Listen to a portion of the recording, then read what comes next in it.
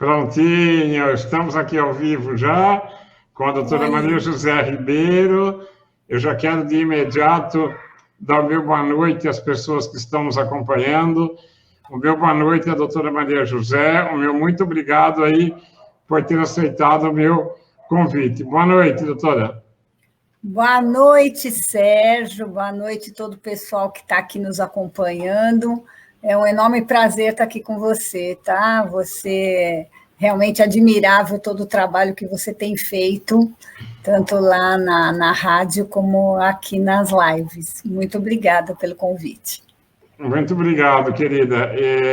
Eu quero, então, de imediato, apresentar aqui a doutora Maria José Ribeiro. Para quem não conhece, ela é de São Paulo. E até, Maria José, eu queria, assim, na medida que eu vou lhe apresentando, eu posso já fazendo perguntas sobre o que significa aqui cada área da sua atuação? Pode ser? Pode, claro. Legal. Então, vamos lá. A Maria José Ribeiro é psicóloga, pós-graduada em psicanálise, psicologia hospitalar e medicina psicossomática. Bom, doenças psicossomáticas nós vamos falar mais detalhadamente daqui a pouco, tá? Ela também tem especialização em hipnose clínica. Nós também vamos falar um pouco mais sobre hipnose. Ela criou o Serviço de Psicologia no Instituto do Câncer Arnaldo Vieira de Carvalho. Então, eu já quero aproveitar e lhe perguntar sobre essa sua experiência profissional, tá? No Instituto do Câncer Arnaldo Vieira de Carvalho. Pode ser? Claro. E já eu quero lhe deixar bem à vontade para acrescentar aí algumas informações que eventualmente ficaram de fora na sua apresentação, tá? Vamos lá, então. Que trabalho você realizou no Instituto do Câncer? Então, na realidade, assim, eu sou formada há 40 anos, né? E aí, há 40 anos atrás, não existia praticamente psicólogos trabalhando em hospitais, muito menos em cancerologia ou oncologia, né?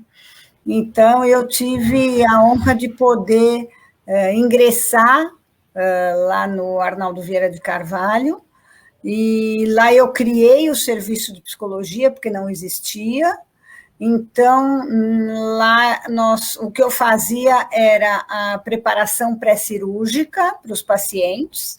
Você sabe que quem tem tumores, né, normalmente são cirurgias mutilantes, né, mulheres que têm que tirar o seio, a gente trabalhava muito com quem tinha que tirar a traqueia também, por câncer de garganta, ou seja, então eu fazia toda uma preparação pré-cirúrgica para esses pacientes, acompanhava todos eles no leito, né, fazia depois o acompanhamento pós-cirúrgico deles, e aqueles casos já de pacientes terminais em finitude, né, fim de vida, eu fazia todo um trabalho psicológico também de preparação desses pacientes para a morte e atendia algumas famílias também. E já desde aquela época, a gente já tinha uma conversa multidisciplinar, né, trocava as ideias, tal, com os médicos, com a equipe de enfermagem e tal, e aí, desde lá, eu já dava alguns cursos para os médicos que atuavam também lá no hospital. Então, foi um trabalho bastante gostoso, gostoso no sentido de que, assim, foi muito prazeroso, né, ter feito isso, ter aberto aí essa área, né, porque não existia, e aí, a partir de lá, foram se ampliando todos os serviços de psicologia em vários hospitais, né, então, foi toda uma honra para mim ter iniciado esse trabalho lá. Eu acredito que tenha sido muito enriquecedor, né? É um aprendizado realmente de todos os lados, né? Porque acompanhar uma pessoa, né? Ajudar uma pessoa psicologicamente, emocionalmente, ela e a família, num período de, como você falou, de finitude, é muito delicado, né, Maria José? Então, eu imagino que para você tenha sido uma experiência muito gratificante, né? Foi gratificante, sim, não é fácil, né, esse tipo de trabalho, mas é aquela velha história, né? Parece que a gente já vem pronta para ver algumas coisas na vida, então eu sempre brinco que eu dizia que menina petulante aquela, com 23 anos de idade, já querer fazer esse tipo de coisa, mas felizmente eu acho que eu pude ajudar bastante gente. Com certeza. Você também foi ou é membro do PROCER, que é um programa de religiosidade e espiritualidade do Instituto de Psiquiatria do Hospital das Clínicas, né, da USP, Isso. onde você também ministra vários cursos e já atuou também como psicóloga no atendimento de refugiados. Então, eu já vou te mandar mais duas perguntas, tá? O que é esse programa de religiosidade e espiritualidade? É a minha primeira pergunta. E o atendimento de refugiados, que eu achei assim, um trabalho também muito nobre, né? Conta para gente. Então, o PROCER existe ainda lá no Instituto de Psiquiatria do Hospital das Clínicas. Ele foi criado há 20 anos atrás, quase 21, e faz mais ou menos uns 15 anos que eu faço parte desse grupo. E aí, esse grupo, ele tem alguns braços, né? Então, ele tem um braço de assistência, de atendimento, né? Tem um outro braço de pesquisa, então a gente lá hoje tem algumas pessoas que estão fazendo mestrado e doutorado em temas vinculados à religiosidade, espiritualidade e saúde, e tem um braço de ensino, né? Então, através desse braço de ensino, que eu tenho ministrado algumas aulas e alguns cursos lá, inclusive já até, se você me der licença, vou promover aqui um próximo curso que a gente vai dar lá, que é no dia 5 e 6 de junho, eu vou dar um curso sobre comunicação de más notícias. É um curso voltado principalmente para profissionais da saúde, né? Principalmente nesse momento, eu acho que é importante os profissionais estarem mais formados, né, para ter esse tipo de contato com pacientes e suas famílias, né? Então, lá são vários os cursos que a gente tem um outro sobre práticas integrativas e o autocuidado, que já está sendo dado, mas como ele está dividido em módulos, as pessoas podem ainda se inscrever. Esse é um curso aberto para todos, não precisa ser só profissional da saúde. Então, quer dizer, são vários os cursos que a gente dá lá no PROCER, tá? Depois você deixa os contatos aqui para quem se interessar, viu? Deixo sim. E aí, o que acontece? Hoje, as grandes universidades do mundo todo, tanto nos Estados Unidos, na Europa, estão voltadas para o estudo da religiosidade, espiritualidade e saúde. Então, aquela dicotomia que existiu a partir da época do iluminismo, na realidade, que separou ciência e religião, a gente está tentando unir novamente as duas para ter uma visão mais integral do ser humano, né? Porque o que tem intrigado muitos cientistas justamente é como que a religiosidade das pessoas, a vinculação com um grupo religioso, o uso da sua espiritualidade, faz com que as pessoas, assim, tenham isso, a gente já vai adiantar um pouco o tema que a gente vai falar aqui, mas que tem, assim, uma facilidade para aceitação de algum diagnóstico mais pesado, aceitação de tratamentos mais chatos. Então, quer dizer, a religiosidade e a espiritualidade, ela não só promove o bem-estar para as pessoas, como, inclusive, ela também ajuda na sobrevida, ajuda no enfrentamento de situações difíceis, né? Então, as grandes universidades do mundo hoje, Harvard, Oxford, Cambridge, e a gente aqui na USP está trabalhando sobre esses temas. Doutora Maria José, até desculpa cortar, antes da senhora falar sobre o seu trabalho com refugiados, vamos falar mais um pouquinho sobre religiosidade e espiritualidade, porque, particularmente, é um assunto que me fascina muito. Pode ser? Claro, eu estou aqui à tua disposição. Então, até, por favor, fique à vontade também para acrescentar qualquer informação, inclusive discordar se eu falar alguma besteira aqui, tá bom? Imagina. Mas, assim, eu queria te perguntar se existe uma diferença entre religiosidade e espiritualidade. E depois eu explico o porquê da minha pergunta. Tá. Então, vamos fazer as definições clássicas, né? Então, o que é religião, o que é religiosidade e o que é espiritualidade. Então, religião é, digamos, um conjunto de normas, rituais... Dogmas de cada uma, né? Específicos para cada religião, tá? Então, quer dizer... nós temos diferentes religiões, inclusive eu dou algumas aulas, alguns cursos de religiões e saúde também, que eu falo das 5 grandes religiões, né? Então, as religiões normalmente são um conjunto estruturado, né, de crenças, normas, valores, rituais, normalmente tem um livro sagrado, um líder religioso.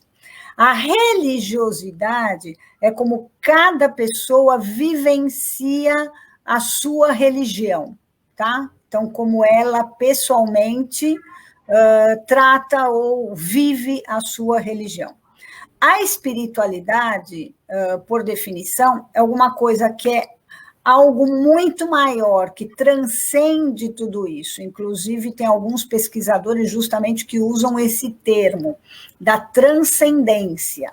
Tanto que pessoas que podem ser ateus, que não seguem religião nenhuma, a gente encontra essa pessoa com um alto índice de espiritualidade.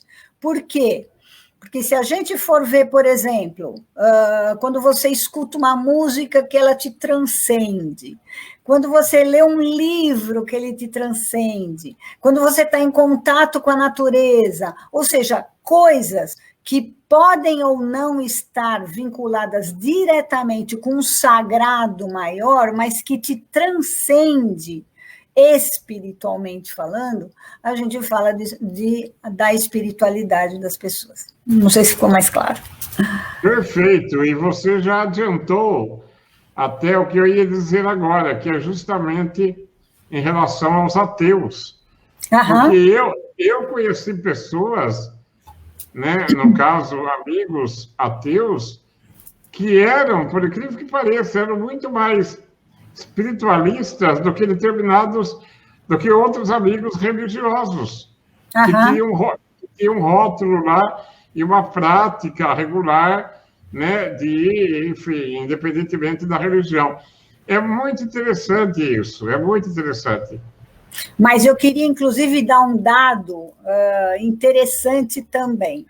A Pew Research Center, que é um instituto de pesquisa muito conceituado nos Estados Unidos, fez um levantamento e encontrou que 84% da população do mundo tem uma filiação religiosa. olha só, de todos os nossos 6 bilhões de habitantes, quase 7, 84% se diz vinculado a uma religião propriamente dito, não só a espiritualidade, mas a religião propriamente dito. E esses outros 16% que ficaram de fora, parece que a grande maioria está na China, que é um país que meio que proíbe, de uma certa forma, a prática o exercício propriamente dita ou a vinculação com uma religião específica.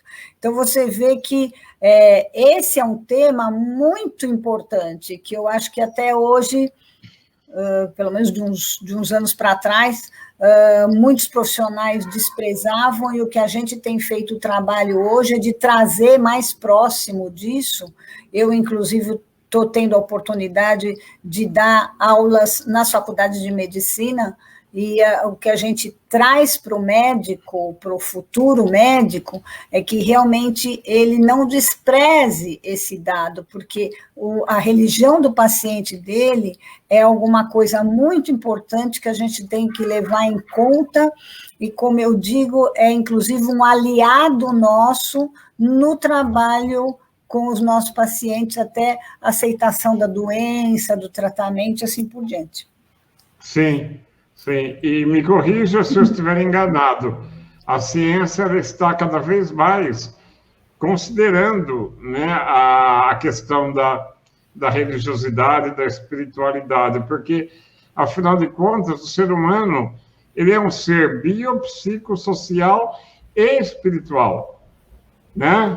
Mas essa foi uma nova definição da Organização Mundial da Saúde, tá? Então, ele incluiu o aspecto espiritual nesse bem-estar geral das pessoas. Então, antes a gente via que o bem-estar tinha que ser só biopsicossocial. Hoje em dia, não. A gente inclui a dimensão espiritual nesse bem-estar geral das pessoas. Muito bom. Bom, antes então da gente dar continuidade aqui, fala um pouquinho, vamos falar mais um pouquinho sobre a sua experiência profissional, agora no atendimento de refugiados, que eu também achei muito interessante. Lá no Instituto de Psiquiatria, nós tínhamos um ambulatório que era chamado ambulatório transcultural. Dr. Lotufo Neto, que é um cara espetacular, é um psiquiatra lá do IPQ, ele criou este ambulatório, e esse ambulatório tinha um convênio com a Caritas. A Caritas, no Brasil, ela é o braço oficial da ONU para assuntos de refugiado, que, na realidade, o órgão chama-se Acnur, que é o Alto Comissariado da ONU para Assuntos de Refugiados, tá? Então, esse ambulatório, nós tínhamos um convênio com a Acnur, e aí as pessoas que vinham de outros países, né, que pediam refúgio para o Brasil, e que tinham alguns problemas psiquiátricos um pouquinho mais complicados, ou de inclusive, traumas, transtorno pós-traumático, esse tipo de coisa, eram encaminhados lá para o IPQ. E aí eu fazia o atendimento psicológico dessas pessoas, tá? Porque só para deixar claro também um outro conceito. Refugiado é diferente de imigrante, tá? Refugiado é aquela pessoa que saiu do seu país de origem porque corria risco de vida no seu país de origem, seja por perseguição política, na maior parte das vezes, ou por perseguição sexual, porque alguns países não admitem, por exemplo, a homossexualidade, assim por diante, ou por questões religiosas, tá? Então, os haitianos, que vieram muitos para o Brasil quando houve lá o problema do furacão, eles não entraram como refugiado, eles entraram como imigrantes, a mesma coisa que os bolivianos. E qual a diferença disso? Que, na realidade, neste convênio que existe com a ONU para cuidar de refugiados no mundo inteiro, os governos que aceitam os refugiados, eles têm que dar uma proteção para estas pessoas. Por isso que os refugiados, quando chegam ao Brasil, eles vão solicitar refúgio, mas eles imediatamente, aqui no Brasil, já recebem um CPF e uma carteira de trabalho para eles poderem trabalhar. E, via de regra, se busca algum lugar para eles morarem, esse tipo de coisa. Mas aqui no Brasil é a Igreja Católica, né, principalmente vinculada à Caritas, que faz todo esse trabalho, e a maior parte do trabalho tem sido feito ali na Igreja da Paz, no Glicério, que é onde eles acolhem, né, os refugiados e dão toda essa assistência. Então, por exemplo, todo o sistema SUS de saúde no país inteiro, ele é obrigado a atender estas pessoas. Então, essas pessoas, elas estão sob o guarda-chuva do governo para proteção e cuidado delas a nível de saúde física e mental. Aliás, duas observações eu queria fazer, não sei se você concorda comigo. O Brasil, eu tenho a impressão que é um dos países mais acolhedores do mundo em relação a refugiados e imigrantes. E nós temos o SUS que, mesmo cheio de problemas e cheio de, enfim, de falhas, eu acho que ele é o único sistema de saúde público do mundo que atende o ser humano independentemente da sua nacionalidade, se ele está em dia com a Receita Federal ou não. Enfim, você concorda comigo? Eu não sei te dizer se o Brasil é o maior país para receber refugiados, porque com a guerra da Síria, por exemplo, foram tantos as pessoas que tiveram que sair de lá e acabaram indo para a Itália, Alemanha, tudo mais, que eles acabaram acolhendo, né? Não maior, mas o mais acolhedor, não em números. Na verdade, assim, o brasileiro ele é muito solidário, né? A gente está vendo, inclusive agora durante a pandemia, que tantas pessoas estão sem emprego, estão precisando de ajuda, estão recebendo doações, estão vivendo à custa de doações, né? Porque perderam seus empregos e suas possibilidades. Então, quer dizer, o brasileiro em si, ele é uma pessoa assim, muito acolhedora, muito solidária, né, nesse sentido. E como a gente é um país de imigrantes, quer dizer, se você tira os índios, que eram os originais aqui da terra, todas as outras pessoas que estão aqui vieram de algum lugar, né? Então, quer dizer, somos todos imigrantes da nossa origem. Então, seja lá como for, a gente acho que tem isso na nossa essência também, na nossa raiz, verdade, né? Mas muitos dos refugiados que nós recebemos aqui, na realidade, vêm da África, tá? Então, quer dizer, principalmente Angola, Costa do Marfim, Congo, que são países que têm aí uma guerra civil e uma perseguição muito intensa, uma briga entre tribos locais lá muito grande. Então, realmente, as pessoas têm que saírem para buscar, né, a sua paz em algum lugar, né? E o Brasil, sim, nesse sentido, promove muito essa paz, né? Quer dizer, a gente não sabe o que é viver em guerra, né? Então, todo mundo que chega aqui se sente assim realmente muito acolhido e muito em paz. Bom, em relação ao nosso tema de hoje, o tema central, é claro que a gente vai acabar falando de outras coisas também, como já, né, falamos um pouco sobre essa questão dos refugiados, mas o nome do nosso encontro, né, é Necessidades Emocionais e Espirituais em Tempos de Medo e Preocupação. Então, a minha pergunta, já de cara, é assim: hoje a gente sabe, né, que as terapias, elas são extremamente importantes para qualquer pessoa, né? Não importa o estado psicológico dela, eu acho que se as pessoas fizessem terapia, o mundo estaria melhor, né? E, geralmente, quando a gente tem assim, uma casa, uma família, né, eu já ouvi muito o seguinte, né? Eu faço terapia porque em casa quem deveria fazer não está fazendo. Então, é para suportar, muitas vezes, determinadas circunstâncias e tal. E agora, com a pandemia, as terapias elas estão restritas, né, ao sistema online também. E fala um pouquinho sobre a eficácia, né, da terapia online, realmente no sentido, né, se ela funciona, Maria José? Bom, vamos, antes de chegar nesse ponto, eu queria mencionar, né, já levando em conta aqui o nosso tema, quais são as necessidades emocionais, né, que as pessoas normalmente têm.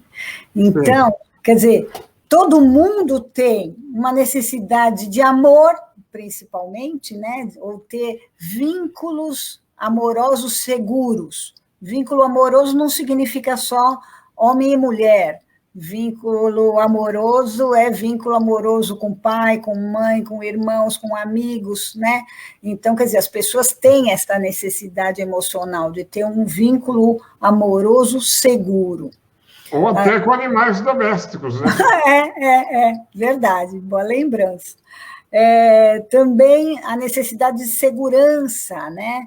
Segurança não só de ter uma casa, comida, segurança da sua vida também, né? Em função disso que a gente falou dos refugiados, que é uma circunstância totalmente de insegurança, né? A gente até aqui no Brasil tem muita insegurança por problemas de assalto, de roubo, esse tipo de coisa, mas a gente não tem a noção do que é viver numa guerra civil propriamente dita, né? Que você está na tua casa é bombardeada e você tem que sair correndo com a roupa do corpo para tentar se safar, né, de alguma coisa. Então, outras necessidades que são de atenção, de compreensão, de aceitação, de aconchego, né, de liberdade. Inclusive, as crianças têm a necessidade dos limites, né, para crianças e adolescentes, para ir formando, né, o seu caráter, a sua personalidade. Então, quer dizer, eu acho que várias necessidades emocionais que a gente tem. E as necessidades espirituais, né, que completam estas emocionais, que são, por exemplo, saber quem eu sou, reconhecer a própria identidade, né? Que eu acho que desde que a gente nasce, a gente pergunta, bem, quem sou eu, por que eu nasci, para onde eu vou, ou seja, são algumas perguntas que a gente costuma fazer e que isso está vinculado aos nossos questionamentos espirituais, né? A busca da verdade, a busca do sentido da vida, a busca de perdão e reconciliação com os nossos erros, né, para as pessoas. E aí chegamos até assim, a necessidade do contato com uma divindade, na sua maioria, né? Então, pela pesquisa que eu botei aqui, quer dizer, 84% das pessoas do planeta necessitam dessa vinculação com um ser superior, né? E aí, hoje, pelas questões de pandemia, tudo a gente está fazendo online, né? Então, quer dizer, isso é a nossa grande diferença entre esta pandemia que a gente está vivendo e a pandemia que houve lá em outros séculos atrás, né? Que hoje a gente tem esse recurso tecnológico, que é a gente poder estar aqui hoje online, você está aí, acho que em Amparo, não é? Eu estou aqui em São Paulo, E aí eu já atendia pacientes online, porque eu já atendia algumas pessoas que se mudaram de país, porque foram trabalhar em outros lugares, tal, então eu já tinha essa experiência. E hoje eu estou atendendo 100% online. E eu gosto muito do atendimento online. Eu sei que tem algumas pessoas que nem sempre se adaptam. Eu gosto muito do atendimento online. Eu acho que a gente consegue ter uma boa qualidade no atendimento online. Eu acho que a gente consegue, sim, desenvolver um bom trabalho.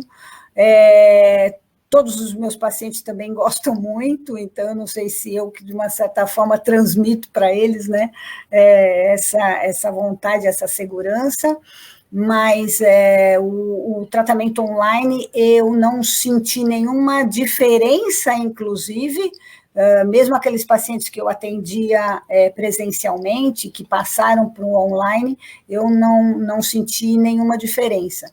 E, ao contrário, eu acho que o atendimento online é algo que te ajuda e facilita muito. Você não perde tempo de estar no trânsito para ir até o local, para ser atendido.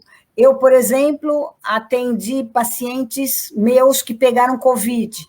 Então, eu atendi os pacientes na cama. Se eles tivessem com Covid, eles não poderiam ter vindo para o meu consultório, então eles teriam perdido a consulta, dessa forma não perdem.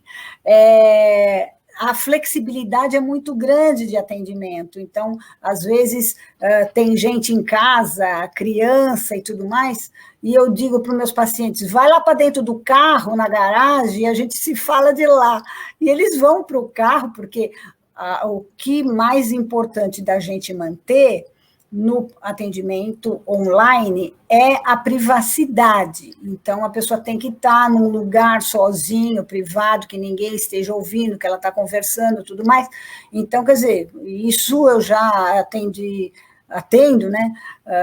Pessoas na praça, na garagem, em todos os lugares. Mas em termos assim de eficácia de tratamento, eu não senti nenhuma diferença, muito pelo contrário, gosto muito, e hoje eu tenho a facilidade de poder atender pessoas em outros países e pessoas em outras cidades também, no interior de São Paulo, no interior em outras capitais, ou seja, isso eu acho que facilitou o acesso para muitas pessoas, né? Além de ter a flexibilidade de horário, de local e tudo mais. Então, eu gosto muito dessa forma de atendimento, sim. Sobre os dias atuais, né?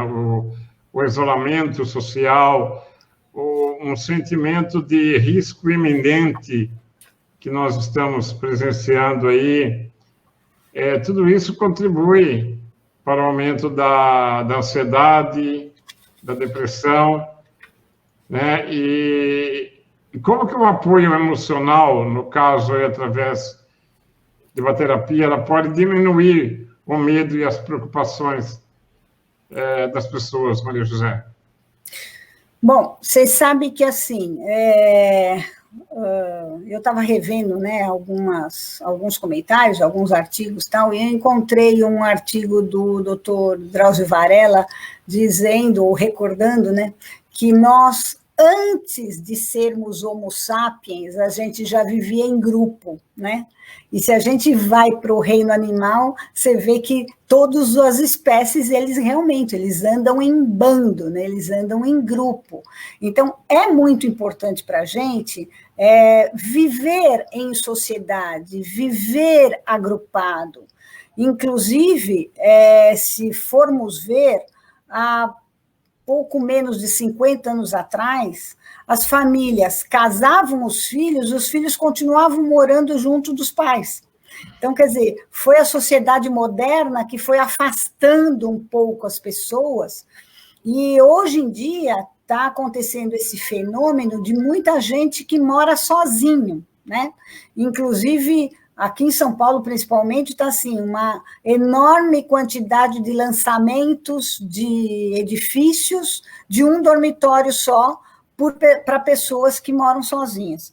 Mas, na realidade, viver mais próximo de outras pessoas, viver em família, ter um grupo familiar, ter um companheiro e tudo mais, até em psiquiatria, é tido como um componente de proteção para a depressão, para a ansiedade, para outras enfermidades mentais, tá?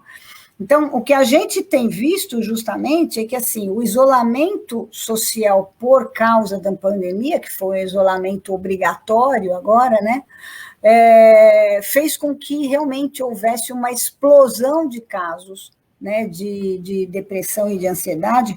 Inclusive, a OMS publicou, né, um relatório que eles fizeram de que houve, assim, o dobro de casos de depressão e o dobro de casos de ansiedade no mundo todo, e eles levantaram, por exemplo, que no mundo, hoje em dia, tem 11 milhões de pessoas que sofrem de depressão, sendo que o Brasil está em 5º lugar desses 11, e mais de 18 milhões de pessoas que sofrem de ansiedade. O Brasil é considerado o primeiro país do mundo em pessoas com ansiedade.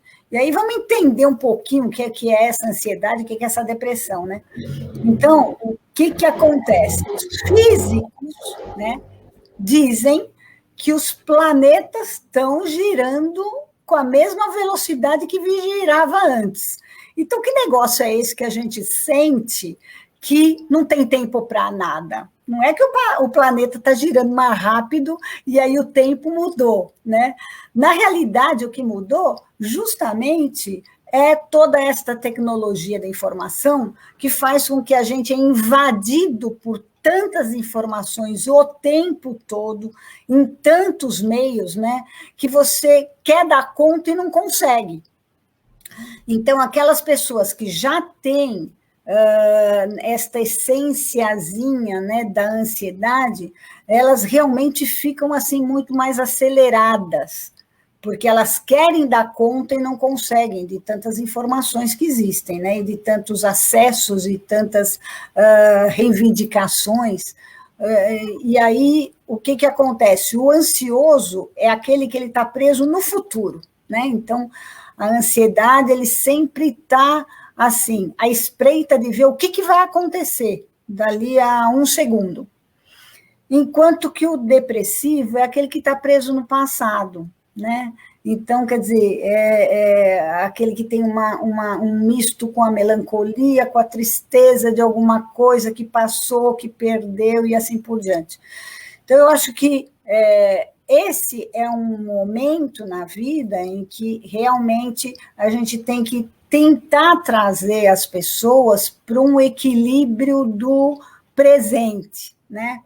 Então, por isso que tem tantas técnicas aí que têm sido desenvolvidas, de técnicas de respiração e tudo mais, que são as técnicas que, inclusive, trazem as pessoas para o momento presente, né? Eu estou tendo a oportunidade, a grata oportunidade, de atender alguns profissionais da saúde que estão na linha de frente, né, para dar um apoio emocional para eles. E então, uma das coisas que eu digo, porque eles estão naquela loucura de atendimento das pessoas, né, então eu digo, olha, se vocês percebem que vocês estão assim, muito elétricos, muito ansiosos, então, vai num cantinho, 2 minutinhos, e simplesmente só presta atenção na sua respiração. Não precisa nem fazer um exercício respiratório, que isso já levaria um pouco mais de tempo. Só presta atenção na sua respiração. Só esse fato, ele parar 1 minuto, ir num cantinho e prestar atenção na respiração, se ela está ofegante, se não está, se está rápida demais, se está lenta demais, como é que ela está, observar o ar entrando e o ar saindo dos pulmões, é suficiente para ele sair deste turbilhão de pensamentos e voltar num momento presente. Então, são algumas técnicazinhas que a gente vai ensinando para esses profissionais, né? Mas a gente está vivendo momentos muito difíceis, inclusive porque a quantidade enorme de famílias que estão perdendo seus entes queridos sem poder fazer os seus rituais, né, de despedida, porque o ser humano, ele é um ser ritualístico. Por isso que as religiões têm tanto, assim, importância na vida das pessoas. Tanta força, né? Tanta importância, né? Porque, por exemplo, a gente tem o ritual para tomar banho, a gente tem o ritual para deitar, a gente tem o ritual para comer, a gente é ritualístico. E aí, não poder fazer este ritual de despedida para os seus entes queridos é algo que está marcando demais as pessoas.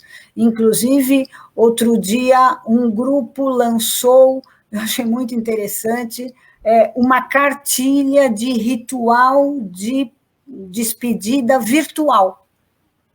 Inclusive, até a novela das 8 aí, Amor de Mãe, eles passaram, porque a mãe aparentemente tinha morrido e eles não tinham podido fazer o velório, e aí eles mostraram, inclusive na televisão, esse tipo de coisa, ou seja, as pessoas chamam pessoas da família, pessoas amigas, tal, para uma live, e a live é para homenagear aquela pessoa que partiu, e fazer toda a sua despedida, digamos, né?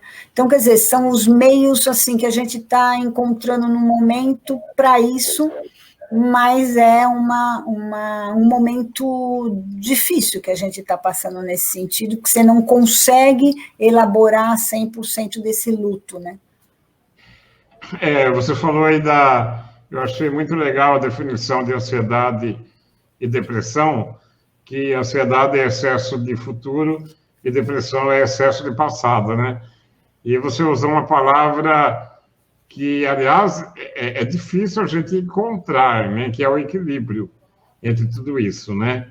E eu até queria deixar uma dica simples, né? Tentar converter essa ansiedade em relação ao futuro, tentar converter em esperança. E em relação ao passado, converter em saudade e gratidão. Só que é muito difícil isso, né?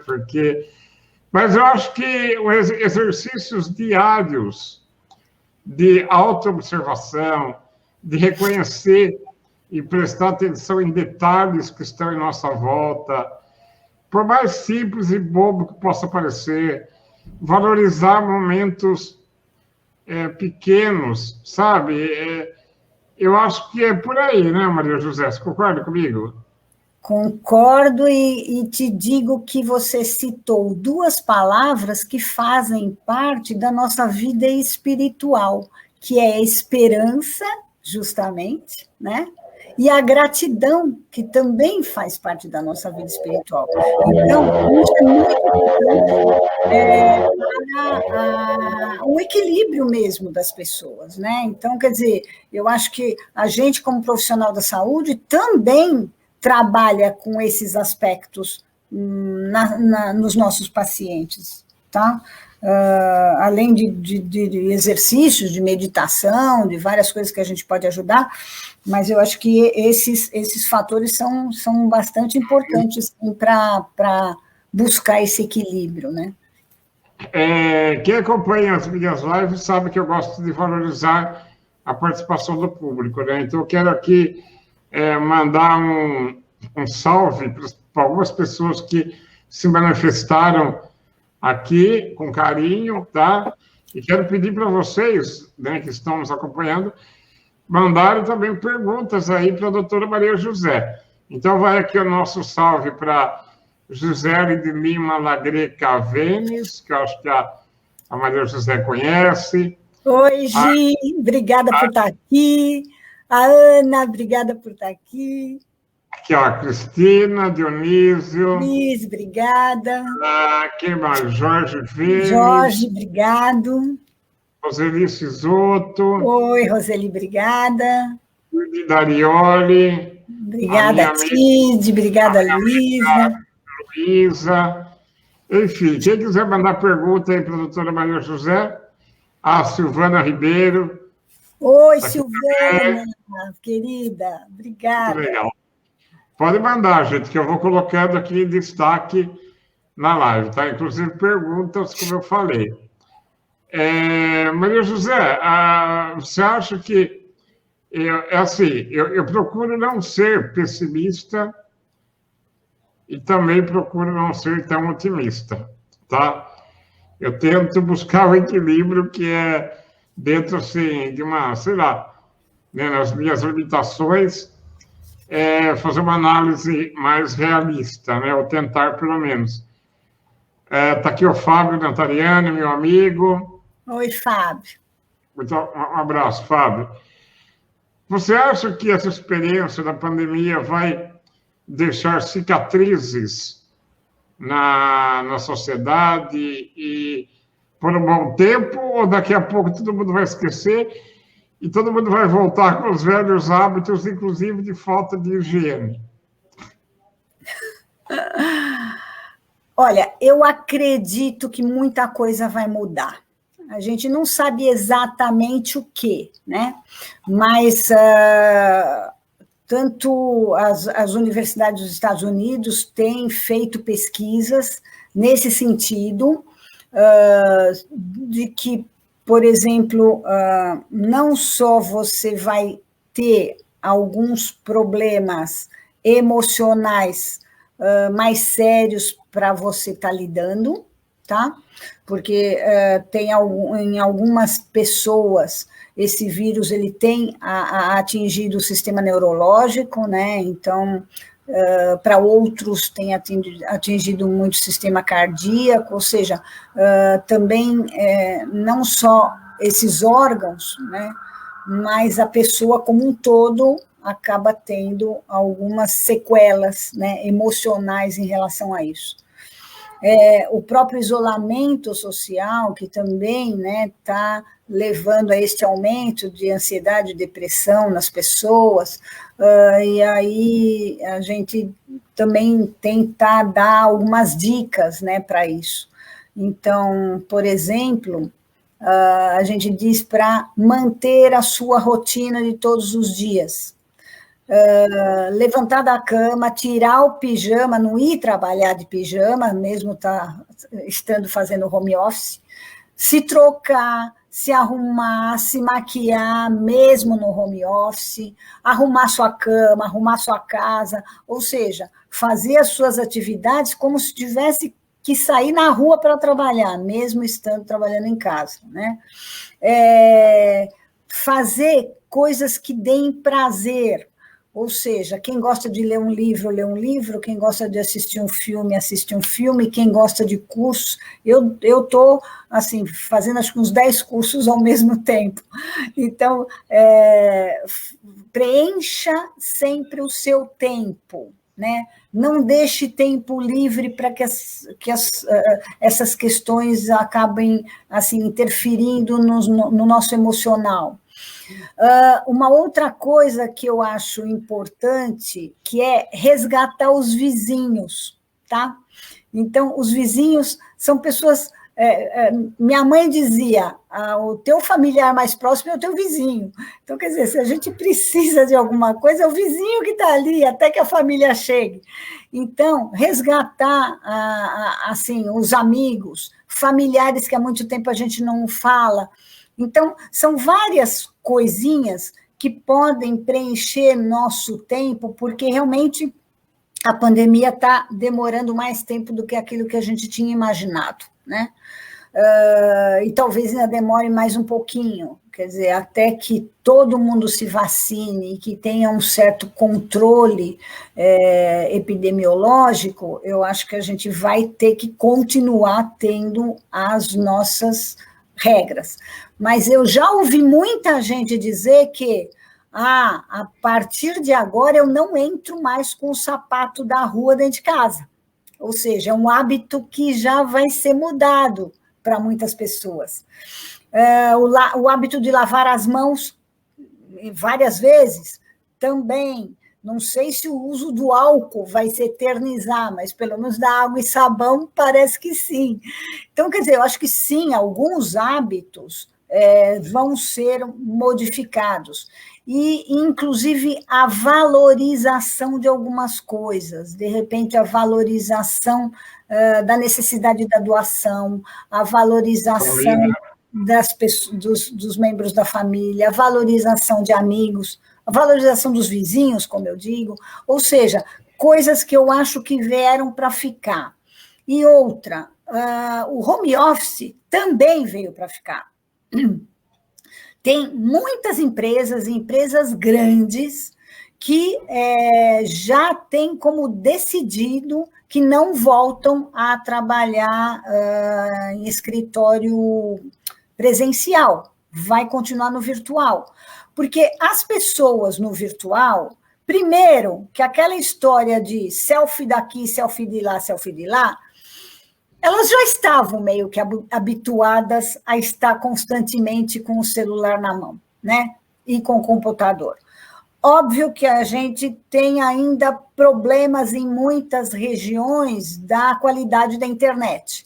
Mas se você tem uma internet boa, e isso eu acho que é algo que vai proliferar e vai se desenvolver muito rapidamente, inclusive, esse acesso ele vai acontecer. E aí eu acho que as grandes empresas, que eu estava dizendo, muitas delas já definiram que não voltam a trabalhar presencialmente, porque perceberam que os seus funcionários produzem a mesma coisa ou até mais, trabalhando de casa. Eles não têm mais gastos com aluguel, luz, telefone, uma série de coisas que tinham antes. Então, eu acho que isto é algo que se mantém. Embora tenha um fator que esse sim, eu acho que, de alguma forma, vai haver alguma coisa híbrida aí, que é a falta que os funcionários têm de compartilhar coisas com seus colegas de trabalho. Então, eu acho que são assim, momentos que vão ter que existir, não sei se vai ser mais do que um dia de happy hour, eu não sei o que vai acontecer, mas eu acho que as pessoas elas vão ter que se juntar em alguns momentos, né? Para compensar um pouco esse isolamento, entre aspas, de estar trabalhando da sua casa. Mas eu acho que tem coisa que veio para ficar. Porque o ser humano, como você falou no começo, é um ser sociável, né? Uhum. Olha quem chegou aqui, ó. Ai, Ângela, querida. A Ângela foi quem me apresentou para o Sérgio. Obrigada. Pois isso que eu ia falar. Muito obrigado, Ângela, por ter aí por ter sido a ponte, né, entre mim e a Maria José. Obrigado mesmo, Ângela. Um beijão para você e para a Luísa. Beijo, Lu. Doenças psicossomáticas. Nós já estamos aqui, por incrível que pareça, já conversando há 1 hora. Nossa! Mas é assim, viu? Aqui a energia do Manifesta é assim mesmo, parece que o tempo congela. Eu quero saber, a gente não pode encerrar sem falar sobre doenças psicossomáticas. Vamos lá? Então, classicamente, as doenças definidas como psicossomáticas seriam aquelas doenças onde você não tem uma causa orgânica, então teria uma causa emocional, tá? Um dos que iniciaram, né, todo esse conceito foi o Angel Garma, que é um psicanalista argentino, já falecido. Eu, inclusive, traduzi um livro dele para o português, falando sobre úlceras gástricas, tá? Então, tem algumas enfermidades que, classicamente, eles consideram como se fossem psicossomáticas, né, nesse sentido. Então, de repente, úlcera, até infarto do miocárdio também, eles podem considerar, então. Só que a minha formação em psicossomática é uma formação um pouquinho diferente. Na minha formação, como eu estudei e aprendi, todas as doenças são psicossomáticas. Em que sentido? Que o ser humano, ele é único, ele é integral. Então, quer dizer, todas as enfermidades, sejam emocionais ou orgânicas, elas têm uma unidade, digamos. Então, o que normalmente eu faço? Se um paciente vem para mim e se queixa ou começa a coçar o nariz durante a sessão, eu meio que tento compreender por que ele está tendo aquela manifestação orgânica ali, qual é o sentimento, a emoção que está por trás daquela manifestação física. Então, para mim, a psicoterapia é uma forma de compreender a pessoa, é um autoconhecimento mesmo. Então, eu digo para os meus pacientes, bom, aqui a gente faz um trabalho de tentar entender quem é você, por que você sente o que você sente, por que você reage como você reage na vida, neste ou naquela situação. Ou seja, então, as doenças que ele manifesta, para mim, também são manifestações que têm uma carga emocional por trás nesse sentido, tá? Então, esse é meio um trabalho que eu tenho desenvolvido, inclusive, eu até recebo, às vezes, alguns pacientes que encaminhados por médico que tem um problema somático, propriamente dito, e inclusive detectado mesmo, né? Eu tenho uma paciente que tem um problema neurológico, tá? E a gente vem tratando dela na sua psicoterapia, mas também o que está por trás desse problema neurológico dela. E o problema neurológico também tem melhorado. Então, quer dizer, então tem aí sempre uma correspondência, né? Como às vezes eu digo quando eu dou aula, bom, se o Joãozinho entra aqui na sala, quem que está entrando? É o corpo do Joãozinho ou é a mente do Joãozinho? Não, é o Joãozinho. Então, quer dizer, é este Joãozinho que eu tenho que tentar compreender e fazer com que ele viva o melhor possível a partir do momento que ele se conheça, né? O máximo que ele puder. Autoconhecimento é muito importante, né, Maria José? Aham. Porque muitas vezes a gente tem reações que a gente nem sabe por que teve, né? Então, se você começar a perceber por que você tem aquilo, fica diferente, né? Eu tenho uma outra paciente, por exemplo, que assim, fuma exageradamente, vamos dizer. E aí a gente conseguiu ir compreendendo qual o significado desse cigarro para ela.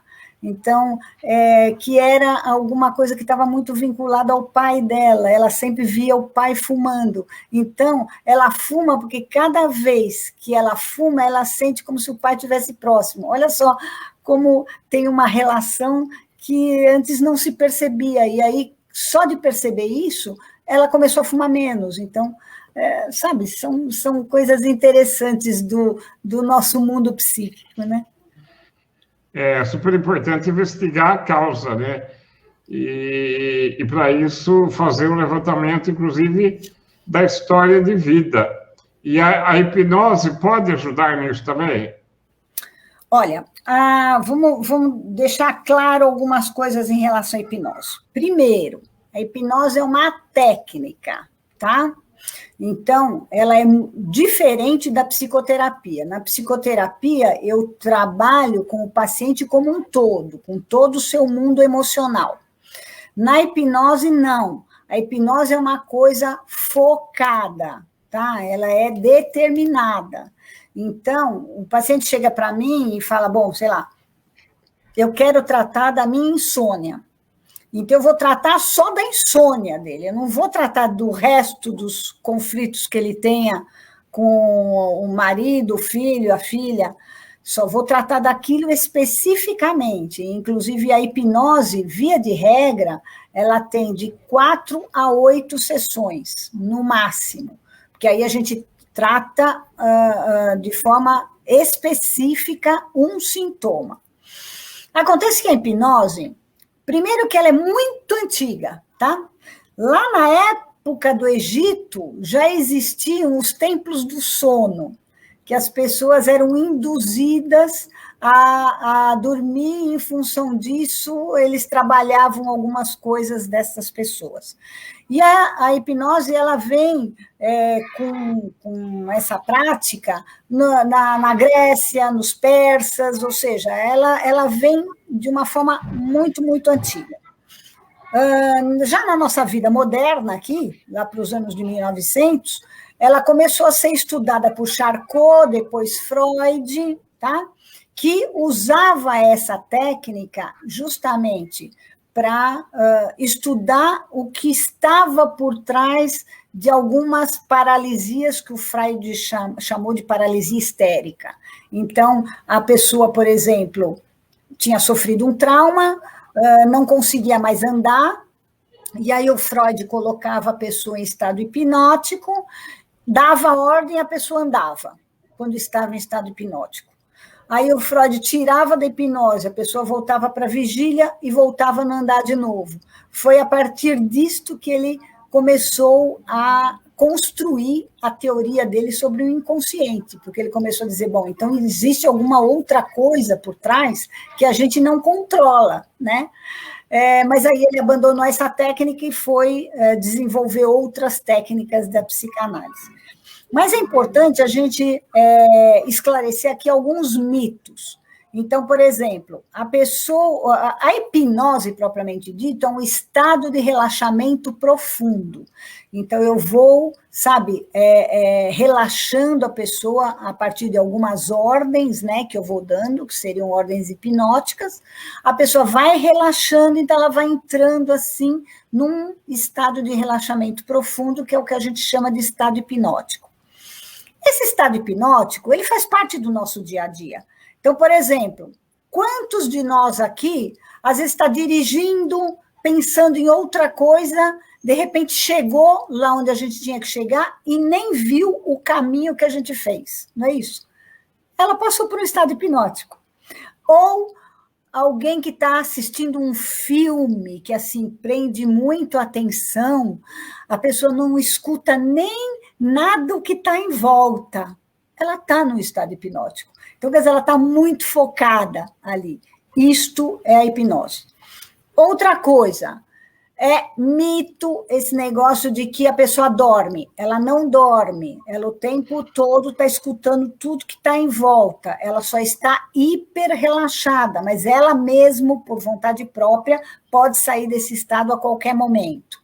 Outro mito, ninguém vai matar ninguém se eu der a ordem para matar. Tá?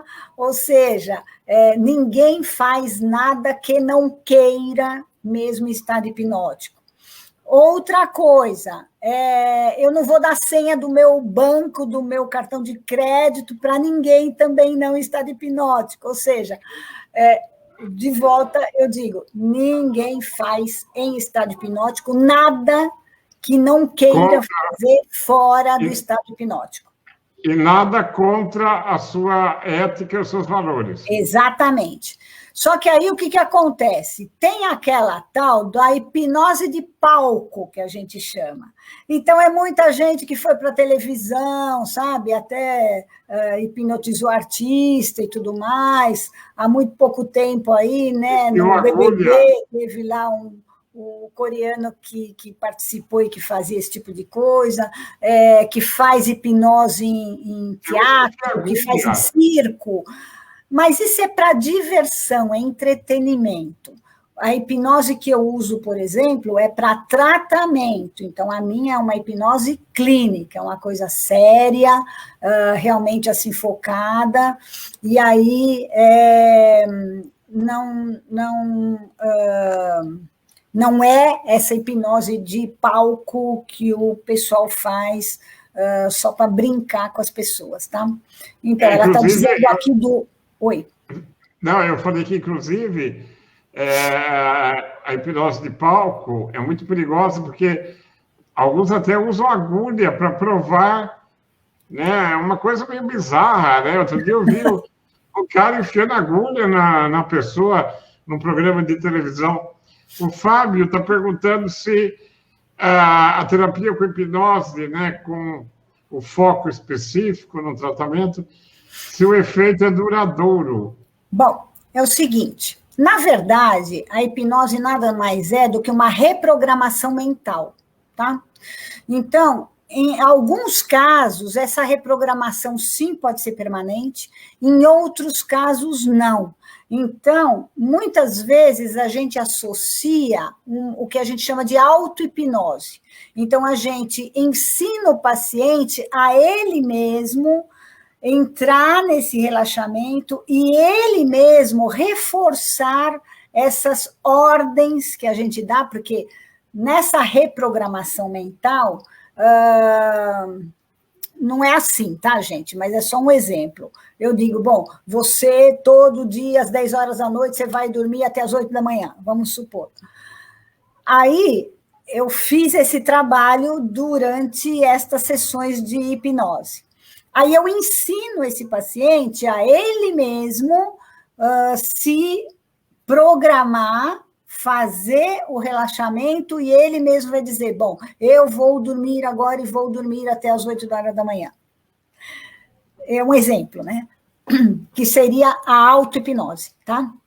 Então, a auto-hipnose, ela reforça, né, diariamente aquela ordem que eu havia dado durante aquele tratamento.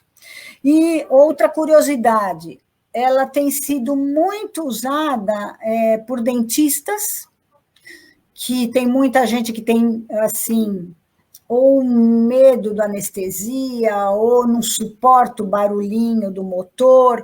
Então, o dentista coloca a pessoa em estado hipnótico, faz o tratamento e a pessoa nem sente.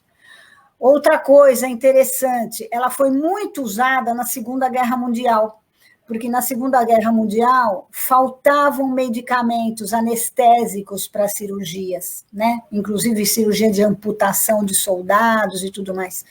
Então, ela foi muito desenvolvida naquela época, porque eles usavam a hipnose, botavam a pessoa em estado hipnótico e fazia cirurgia.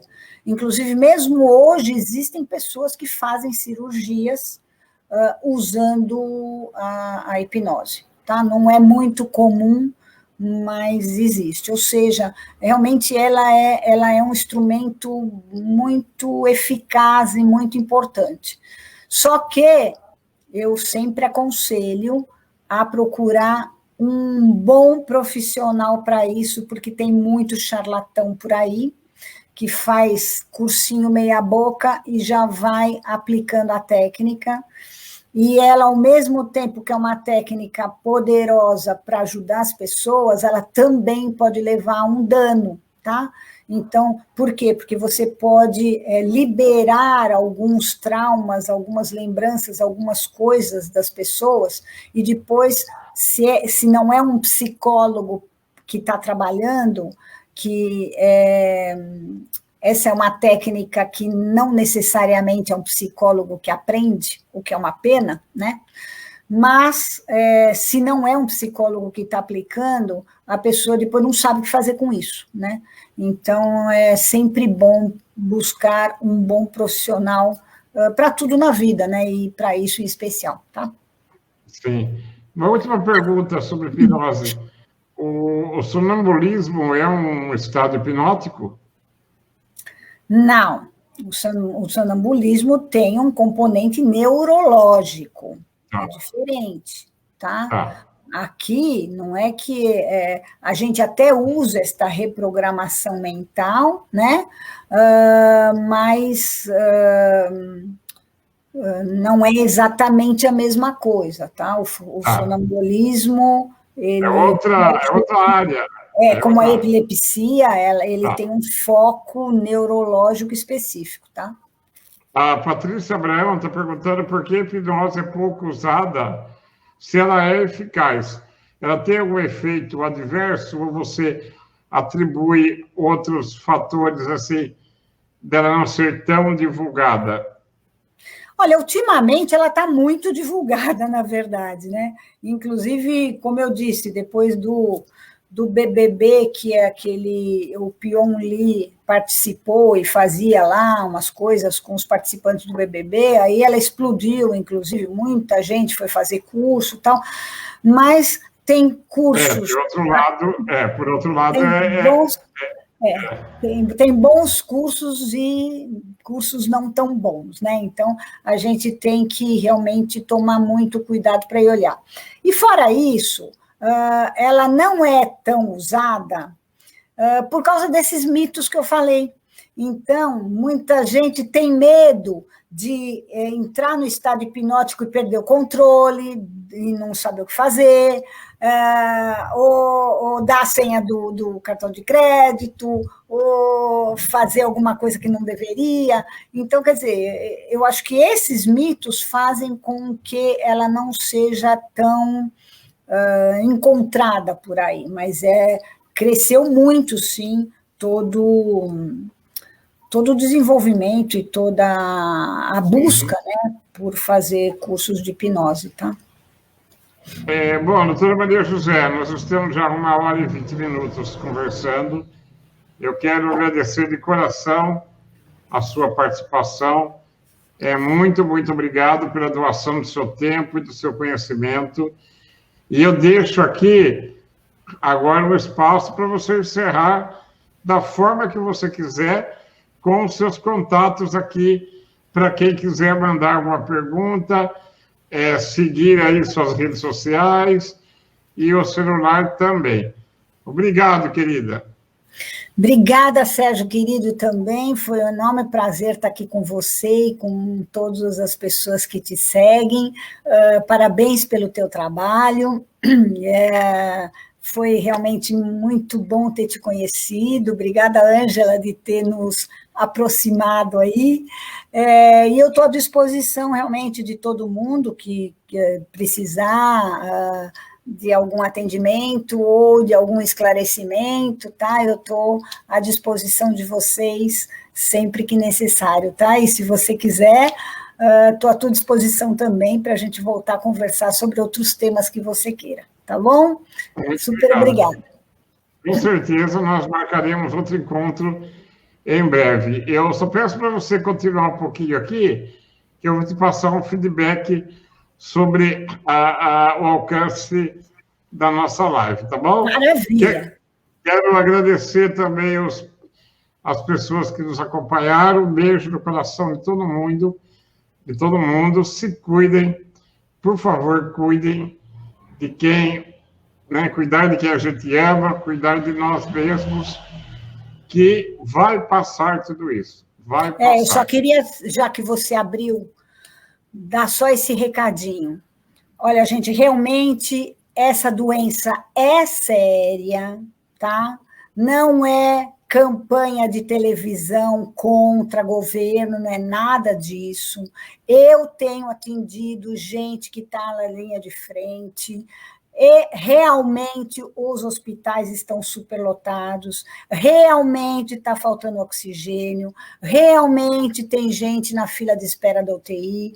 Ou seja, não deixe hipótese alguma de usar máscara, não deixe de usar álcool gel, se puder, fique em casa, mas se tiver que sair, saia com todos os cuidados, tá? Então, realmente, assim, é um apelo, porque os profissionais da saúde estão realmente esgotados, os profissionais que eu atendo, trabalha de domingo a domingo, eles não têm folga nem de domingo. Então, quer dizer, o número de internações, assim, num hospital de campanha, aqui em São Paulo, é de 60, 70 pacientes por dia. Então, olha, realmente, levem a sério, porque, como eu digo, o vírus tem 2 nomes. Ele chama Covid e o sobrenome é respeito. É respeito pela gente, é respeito pelo nosso próximo e é respeito pelo próprio vírus, porque ele é pequenininho, mas ele está fazendo um estrago grande. Gente, muito obrigado. Semana que vem tem outra live sobre educação, tá? Com a dirigente da Delegacia Regional de Ensino de Mogi-mirim e a coordenadora de Educação Inclusiva, também da região de Mogi-mirim, né, do governo do estado de São Paulo. Segunda-feira, essa live, 9h da noite. Valeu, gente. Um beijo no coração de vocês. Obrigada, tchau, tchau. Obrigada, tchau. Tchau, Maria José. Tchau. Obrigada, querido. Tchau.